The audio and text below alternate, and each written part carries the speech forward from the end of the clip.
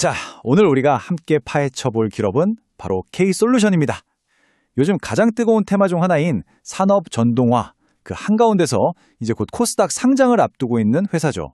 그런데 이 회사 엄청난 성장 가능성과 동시에 무시 못할 리스크를 함께 가지고 있어요. 말 그대로 양날의 검인 셈인데 오늘 저와 함께 이 검의 양쪽 날을 아주 날카롭게 한번 들여다보시죠.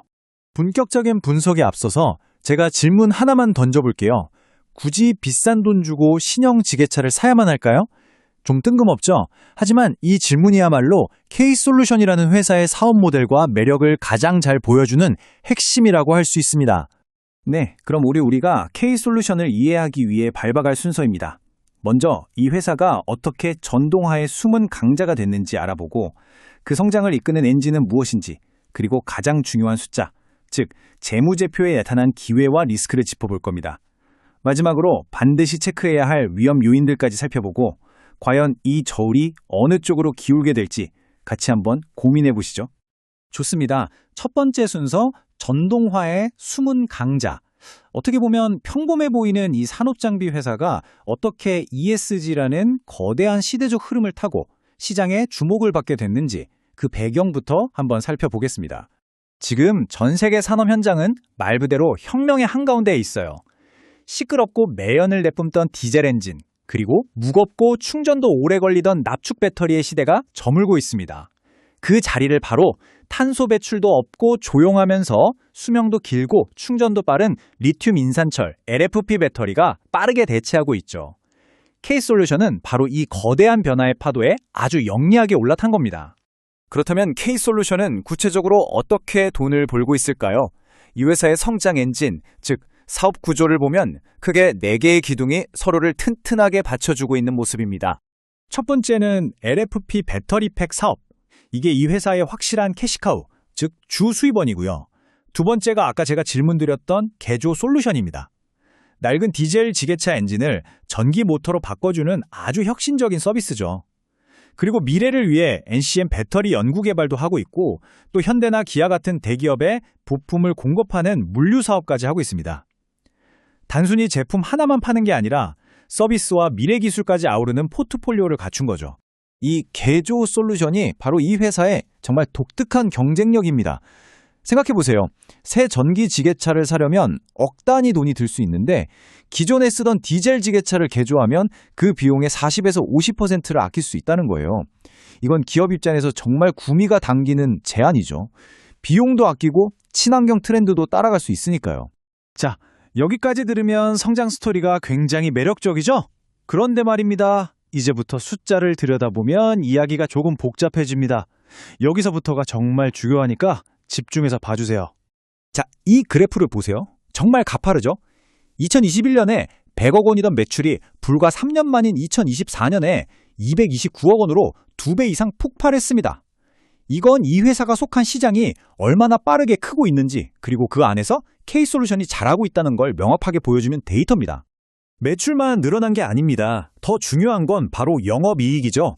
겉으로만 커진 게 아니라 속도 알차다는 증거니까요. 2024년에 19억 원의 영업이익을 기록했는데 이건 이 사업 모델이 실제로 돈을 벌어들이고 있다는 걸 증명하는 겁니다. 자, 그런데 바로 여기서부터가 반전입니다. 바로 이 숫자입니다. 370%. 이게 뭐냐면 부채 비율이요. 자기 자본보다 빚이 3.7배나 많다는 뜻이죠. 이건 솔직히 많이 높은 수준입니다. 투자자라면 절대 그냥 넘어가서는 안 될 아주 중요한 빨간불 신호라고 할 수 있습니다.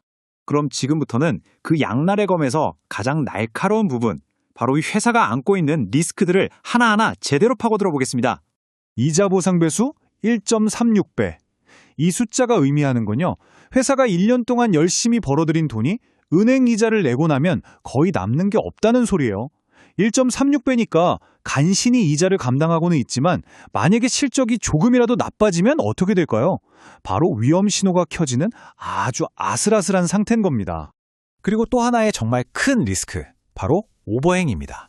이게 뭐냐면 상장하기 전에 이 회사에 투자했던 기관 투자자들이 있는데 이 사람들은 2025년 유상증자를 통해 주당 5,285원의 주식을 샀어요.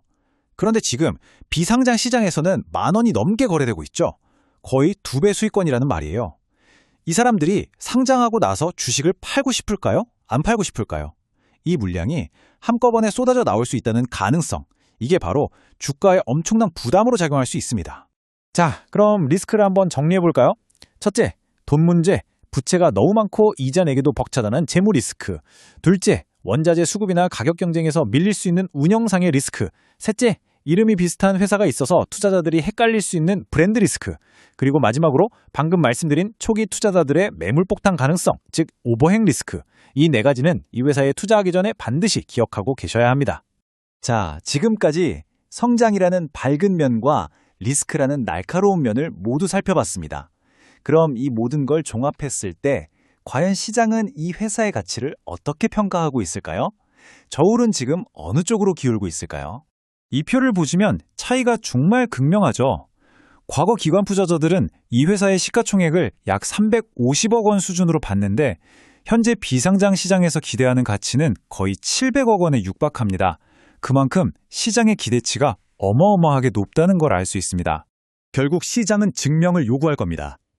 당신들이 정말 700억 원짜리 회사 가치를 인정받고 싶다면 지금 버는 19억 원의 영업이익으로는 어림도 없어. 최소한 경쟁사인 CK솔루션처럼 30억에서 50억 원은 벌 수 있다는 걸 숫자로 보여줘야지.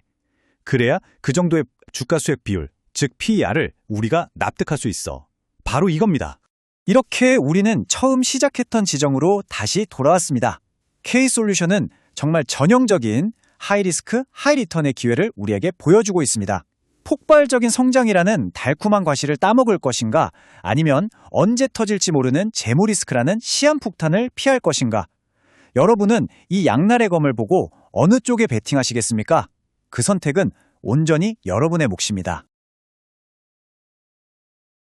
감사합니다. 장외주식 학습해서 넘치는 대박을 기원합니다. 본 영상은 정보 공유를 목적으로 제작되었으며 특정 종목에 대한 투자 권유가 아닙니다. 모든 투자의 책임은 투자자 본인에게 있습니다. AI 정보도 실수는 있습니다. 몰빵 금지, 묻지마 금지, 충동 구매 금지입니다. 구독과 좋아요는 돈으로 돌아옵니다.